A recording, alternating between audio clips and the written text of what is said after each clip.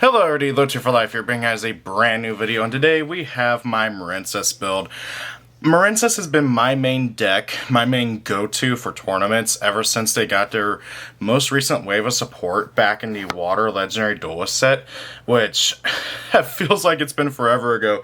I have genuinely lost track of how much time that's been, but this deck is still one of my favorites to play.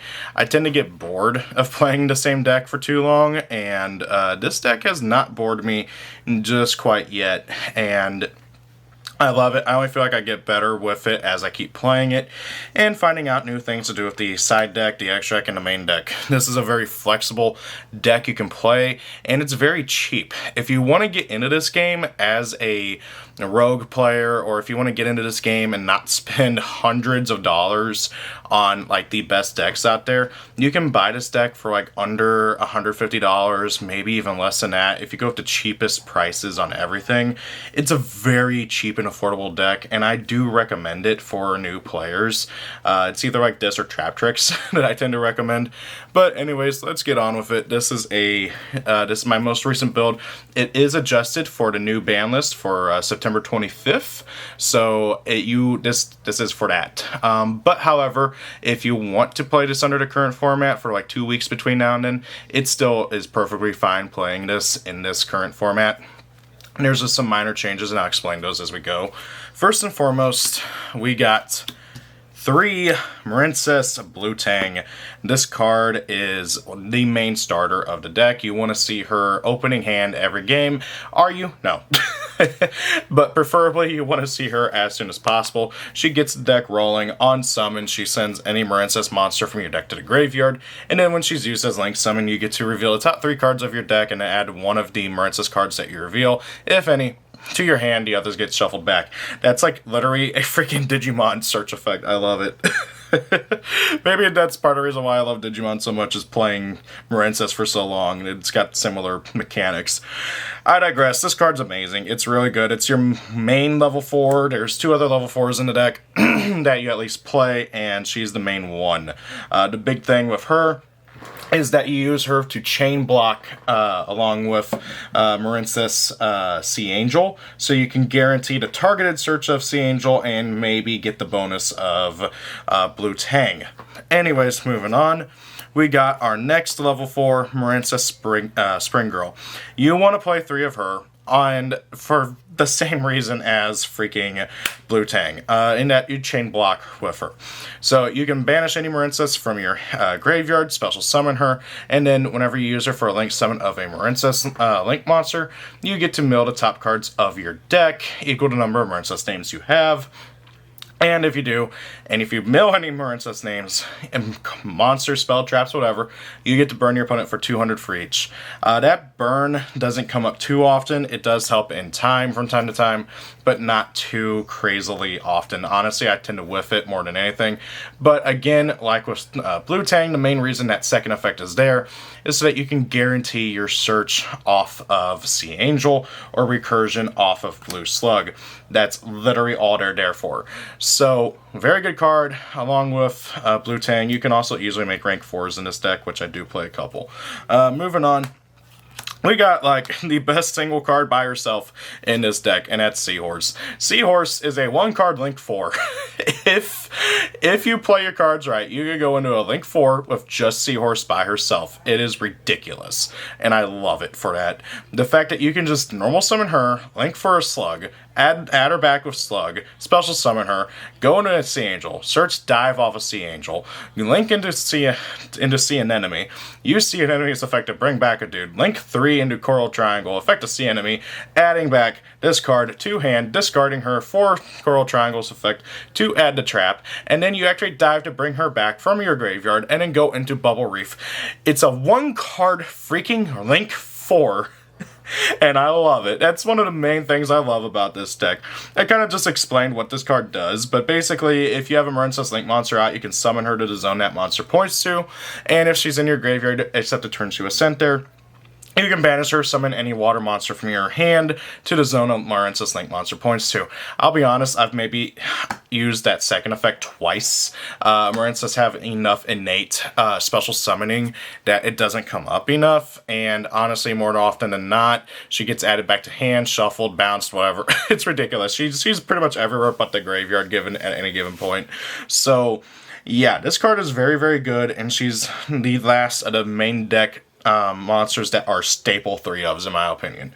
Then we got Piscalis, who is a card that I bounce back and forth between playing 2 and 3 of all the time. By the way, I do apologize about the glare. There's not much I can do about my lighting. I'm trying to figure out a new spot to do this.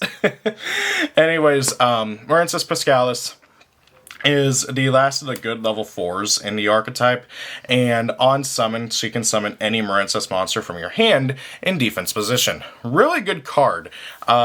The problem is that you gotta rely on having another Marincess monster, and she can't summon herself, unless I'm totally misremembering that. Yeah, no, you cannot summon herself. So you have to have another monster in hand, and that tends to, I mean, like, with how few names we play, like, there's one more Marincess monster after Piscalis, and that's it. With how few names you play, there's not much of a reason to play 3, but there are still times where you want to play 3. I'm constantly bouncing back and forth between playing 2 and 3 Piscalis, but right now I'm going with 2 because I want to prioritize more hand traps. If I want to prioritize more names, I'll switch over to 3 Piscalis. I genuinely am constantly bouncing back and forth between 2 and 3 like every other week. It's a little silly. That being said, she also has another really good grave effect where during while she's in the graveyard, except to turn that she goes sent there, you can banish her from your graveyard to add any Marincess spell or trap card from your grave to your hand. Very good card all around. Again, it's just flip-flop between 2 and 3. Like, how much is it really worth it? I will say that when I play 3, I tend to side out the 3rd because it just doesn't come up enough to where I'm like, oh, I need 3 Piscalis. It's just not that relevant. Moving on, we got 1 Marincess Mandarin. I have seen some builds that have jumped to playing 2 Mandarin, but personally, I think 1 is just fine. You don't need 3 of this card. Mandarin is a very simple card, and it's generally one of the 2 main cards you want to send off a blue tang, the other being Seahorse. You do occasionally want to send Spring Girl, depending on what your hand is for Blue Tang's effect, but it really depends. Anyways, Mandarin, while she's in your hand or graveyard, you can target a Marincess Link monster you control, special summon her to one of the zones that monster points to. You have to have 2 or more Marincess names in order to do this on the field. So if you don't have enough, you gotta really be careful about how you play. That's all I really gotta say. There have been times where I'll forget about her even being down there, and I'll be like, oh, I could have done something more, and it's like, oh no. Anyways, that's it for the Marincess monsters. There's a grand total of 1, 2, 3, 4, 5, 6, 7, 8, 9, 10, 11, 12. 12 Marincess names. God, you don't play that many, like, at all. You could bump around with a few others. I saw one guy topped playing Bacillimus or whatever it's called. I can't remember. The Trap Searcher that also doubles as like a Return of the Dragon Lord's protection effect, but like I don't think that's really worth it. If Marincess ever get a second like really good trap, oh my god, yes, but not now. Moving on to the hand traps, and we play a ton. We play more hand traps than we play anything else. First and foremost, 3 Ash Blossom. This card is really, really good. I don't need to explain it. Like, everybody knows what Ash does. Do I really need to explain Ash? No. Next, we got 3 Ghost Warner. This is a thing I'm taking out of that build that I mentioned that topped. This card's really good. It's effectively another effect failure or imperm, where when your opponent summons a monster, you can discard it, target that monster.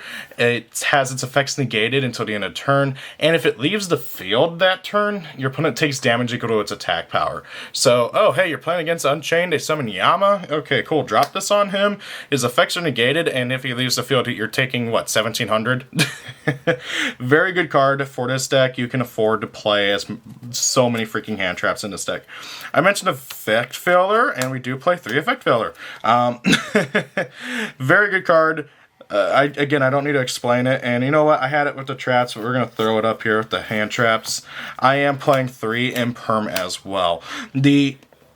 That's 9 hand trap monster negations, and all together we got 1, 2, 3, 6, 9, 12 hand traps. There are some builds that play upwards of 15, like maining Droll and stuff. I was originally maining Droll in this build, so I was playing 15, but however, going into the Unchained format, which is what we're looking like it's going to be, moving forward, again, this is designed for the 25th of September ban list. Going into that, in my experience, Droll does not do crap to Unchained. They just do not add enough.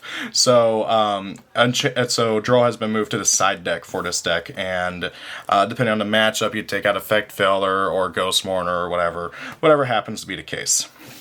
Anyways, that's it for the hand traps. We got 12 of them, as I said. That's a lot. Gotta do everything you can to slow down your opponent and slow down the meta. Moving on, we got triple Signet Mining. This card, it's literally Rhoda for Cybers. You send a card from your hand to graveyard, add a level 4 or lower Cybers from your deck to your hand. This cost does not matter for this deck. Well, most of the time. It can occasionally, but most of the time it doesn't matter because this deck has so much recursion and like ability to reborn in graveyard setup that more often than not, the sending whatever you sent to graveyard as actually helping you out than it is hurting you. So you use this, get your blue tang, pop off. Moving on, we got 2 Marincess dives. Some builds play 2, some builds play 1. I am personally leaning towards 2. I have always played 2. I don't think you need 3. I think 3 is excessive. It's super easy to get your hands on. And 1 just does not feel like enough. In my time that I've played 1, I did not like it. I never saw it. Whenever I'd try to search for it and that would get negated, I just kind of was like, wow, I really wish I played 2 so I could try to draw into it a bit easier. It sucks. So I like playing 2. That's my argument. There's a lot of arguments. For those who don't know, it's a Monster Reborn for Marincess. You're locked into waters during the turn you activate it. But if you have the field spell out, it's also an E-Telly. So you get one or the other. It's really good. Moving on, we got 2 Pot of Desires. This is another thing that I'm taking out of that build that I saw that topped. You generally want to go full combo, get all your searching done, and then you drop Desires after you get done searching. That way so you can try to draw more hand traps. It's really not about trying to get more gas to keep your engine going and stuff, but it's really more about getting more hand traps to your hand than anything else. Moving on, this is something else I'm trying. I was originally not playing this, but I really like it from what I've been testing out. And that's 2 Triple Tactics Talents. If I had the money for Thrust, this would be Thrust. I am not shelling out like $70 for 1 card. Not happening. So anyways, yeah. If you have the money for Thrust, play Thrust. If you don't, like me, Tactics is fine. You, generally speaking, want to activate the Draw 2 effect of it. But, however, there are times where you might want to go, okay, how about instead of that, we go to take a control of a monster, or if you're going first, and you've already gotten your setup and everything, and you got Ashed, and you already got, like, everything else going, it's cool to also, like, rip a card out of hand and stuff. That's really good. I've considered playing 3, but I think 2 is fine, like, as it is. Another card I'm testing for the Unchained, for what I'm assuming is going to be Unchained format, but it's also like really good against Purely and stuff, is of course Book of Eclipse. Prior to the 25th ban list, I was not playing this card at all in this deck, and having lost to it a few times, I'm like, you know what, I'm going to start trying this out. So yeah, Book of Eclipse, of course, it just book means everything, and then your opponent draws cards equal to the number of monsters that they flip face up at end phase. Yeah, that's cool and all, but when they got little level 1 Pureleys and that's it, it's like, yay, don't got to deal with the big boss who's annoying.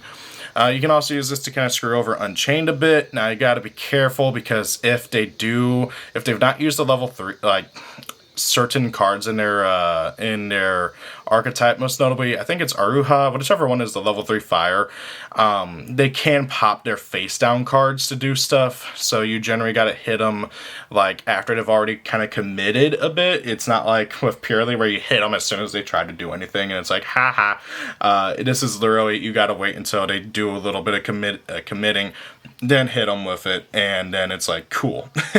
And of course you don't care about it because like all your links can't go in face down. Finally, for the spells to round it out, We got Marincess Battle Ocean. This is the heart and soul of the deck. You only need one. It sucks when it gets banished. It sucks when it gets destroyed, but hey, it's recurable, at least. It's easily searchable, easily recurable. Only thing that you really can't do anything about is if it gets banished, in which case, well, the deck can still play without it. It's just, this card helps out so much. The fact that, like, you can make any of your dudes immune to everything and get 2,000 flat bonus attack power, it's really good, and I love it. This card makes the deck so nice. And hey, if you're afraid of Nibiru, you can activate this card, and on the 5th summon or whatever, or on the 4th summon preferably, like, which will typically be CN enemy, you can just use this card effect to equip 2 dudes from your graveyard onto CN enemy and then sit on your hand traps and stuff. Like, if you think your opponent might have Nibiru and stuff, you can do that. The deck can even play through Nibiru in certain circumstances, but not all the time. If your opponent knows what they're doing against Marincess and they Nibiru you at the right time, that can generally be the end of the turn, or even the end of the game. Moving on to our last of the traps, we have 3 evenly in the main deck. And this is mainly because going second, this deck has such a hard time against certain boards. You'll notice that I'm playing not only a ton of hand traps, but also we got Book of Eclipse in here, and evenly to try to make things a bit more fair for us, because trying to go against any of the big meta decks and their full board of like however many negates and fun stuff like that, it's not fun. So you generally want to try to break the board and stuff. This card, if you win game 1, it gets sided out and stuff because you know you're going to go second. So this card, really good. It's just you got to like kind of like keep it in mind whenever you're going. You want to go first, but this is for if you get stuck going second, which it will happen, and this deck has a hard time going second. Finally, to round out the entire main deck, and of course the traps, we got Marincess Wave. Wave is the objectively best Marincess trap card. It is not even an argument. It's literally an imperm that also makes it to where all of your monsters, not just Marincess monsters, are unaffected by card effects, and you can activate it from hand if you got a link 3 or higher.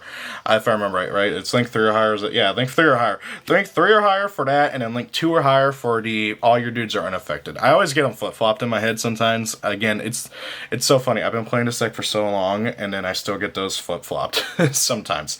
Not often. Again, generally speaking, you end on a link 4, so it's like you get everything, and it just kind of like melds everything together. I digress. And you don't ever need to play more than one of that because Coral Triangle searches it out. Anyways, moving on to the extra. First and foremost, 2 Slug. Slug on summon grabs back a Marincess from your graveyard. You can only summon her once a turn. And you're locked into waters the turn you do it. There's a ton of stuff in this deck that locks you into waters, and it's because of that you specifically cannot play non-water. There have been some builds I've like played Access Code Talker, because like once in a blue moon you can make them, but I'm not joking when I say that I have, in all the times I've played Access Code Talker, never been able to make him. And that's mainly because so many of your combos rely on so many cards that lock you into water, and Blue Slug is one of them. Moving on, we got 2 Sea Angel. Like with Slug, she's locked into where you can only summon her once a turn, and on summon, she searches out any Marincess spell card.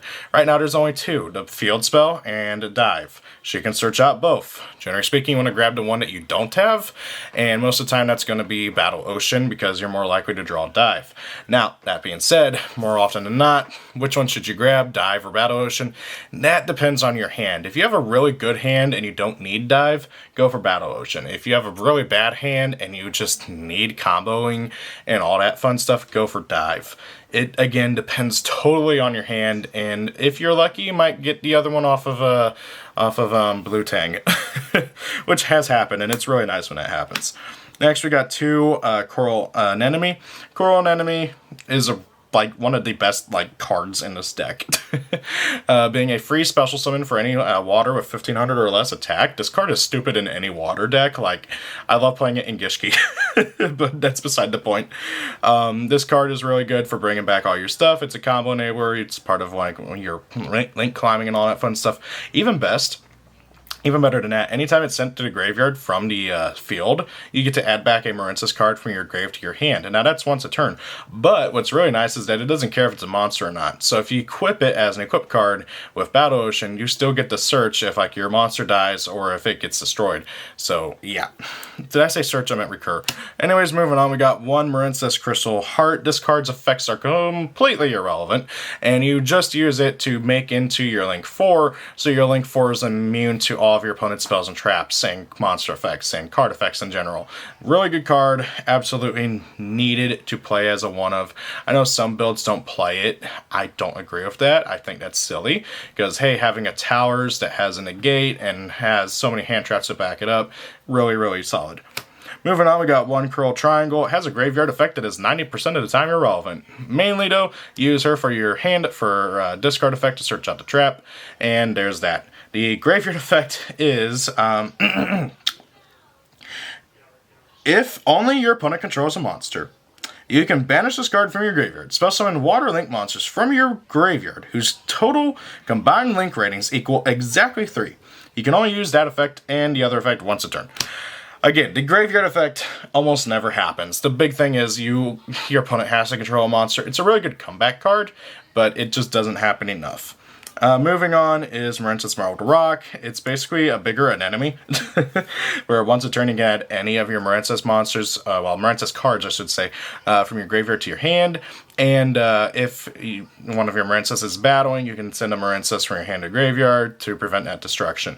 Really solid card to end on if you absolutely cannot make a Link 4. Like, depending on what your hand is, sometimes it's best to make her instead of a triangle, depending on what your hand looks like. And then we got Great Bubble Reef as our first Link 4. This card is stupid, and depending on if you make her or the other Link 4, it's all dependent on what your hand looks like. Generally speaking, you want to make her first so you can start drawing cards, because you see every standby phase you can banish a water from your field or graveyard to draw a card. Every time a monster is banished face up, she gains 600 attack until the end of the turn. Also, you can send a water monster from your hand to the graveyard to special summon any one of your banished Marincess monsters. This card is stupid. It's like so good. And again, it just draws you so much. So if you end up having to exhaust a lot of your resources and a lot of your hand, you make her first so that you can start drawing. And then like you hope your opponent kills it so you get it out of your extra monster zone. And then you can just revive it later on. It's not hard. The bigger thing though is that depending on what your hand looks like if you got a good hand, if you didn't exhaust all your resources, you make Argonaut instead. Argonaut is a towers effectively. If you summon her with the Crystal Heart, while Battle Ocean's out on field, of course, she's immune to everything. Once a turn, during your opponent's turn, you can negate any spell or trap card activation. Sorry, not the activation, the effect. Keyword there, effect, not the activation. So if you negate Branded Fusion with this card, your opponent can't activate another Branded Fusion. They can't even try because they activated it. It just got the effect negated. During your turn, you can target one water monster you control and one monster your opponent controls, bounce both. And while she's in the extra monster zone, she is the only monster your opponent can attack. It's so good. Oh, by the way, did I mention that when she negates a card, she summons one of her equip cards? It's so good.